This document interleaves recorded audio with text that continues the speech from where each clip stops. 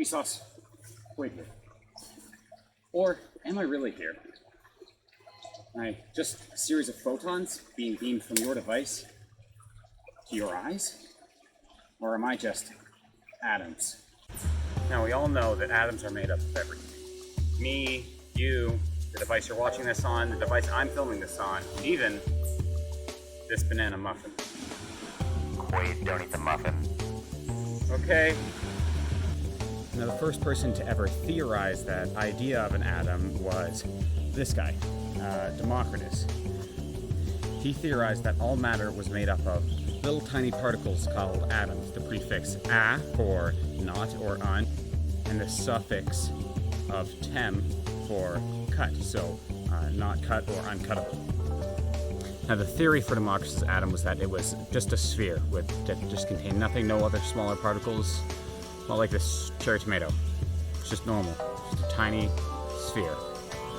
And that theory stood for around 2,000 years until a man named J.J. Thomson completely reinvented the idea of the atom. In 1897, J.J. Thomson was interested in the formation of the atom and how it was actually made, how it was made up. John Dalton, 100 years earlier, had come up with his version of the atom, which was a billiard ball, which is the same as Democritus. It's just a normal sphere. So J.J. Thomson set up his cathode ray experiment. He ended up firing a beam of pure electrons through a vacuum tube. He found that when the electrons were attracted to a positive energy source, they must be negative.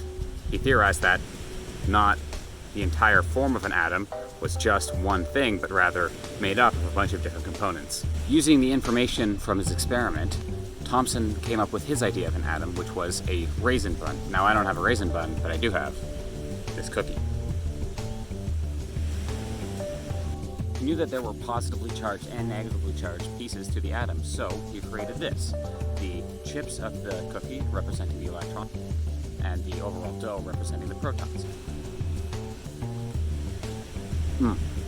That theory of the raisin bun model stood for quite a while until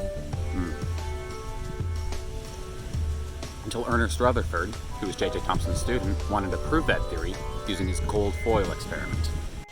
So this is the diagram of the gold foil experiment. This being our gold foil, the tin can, the sensor for the alpha particles, and this gun would shoot the alpha particles. If J.J. Thomson's raisin bun model were correct, it would go straight through the gold foil and the sensor would detect them here. While most of them did do exactly what they thought, some of them were reflected backwards towards the gun, which the sensor picked up, and some of them were refracted at large angles. Well, what does this mean? Well, the majority of the alpha particles going through points to the majority of an atom just being empty space with absolutely nothing there at all. Some of the particles bouncing back points to a very dense center where a lot, if they hit that, would bounce back. And some of them being refracted at large angles would point towards an outer ring of a different kind of particle, of those electrons that J.J. Thomson discovered. Because the alpha particles were positively charged, and as they went through, they were refracted by the electrons. And so, with Ernest Rutherford's amazing gold foil experiment, we have the everyday atom that we know and love. Almost. Enter Danish physicist Niels Bohr. Bohr knew that there was no possible way that the electrons could be in orbit, as they would go around, they would release energy, which would end in the electrons crashing into the nucleus. And so, Bohr hypothesized energy levels. You could either be on energy level 1, 2, or 3, but you could never be in between, which would account for the empty space within the atoms. When an electron would be hit by a photon, it would jump up to a new energy level, and then jump back down, releasing that energy as a form of light. And so, there it is. That's our model of the atom. That's what makes up me, you, it's what makes up everything. It's also what makes up this banana muffin.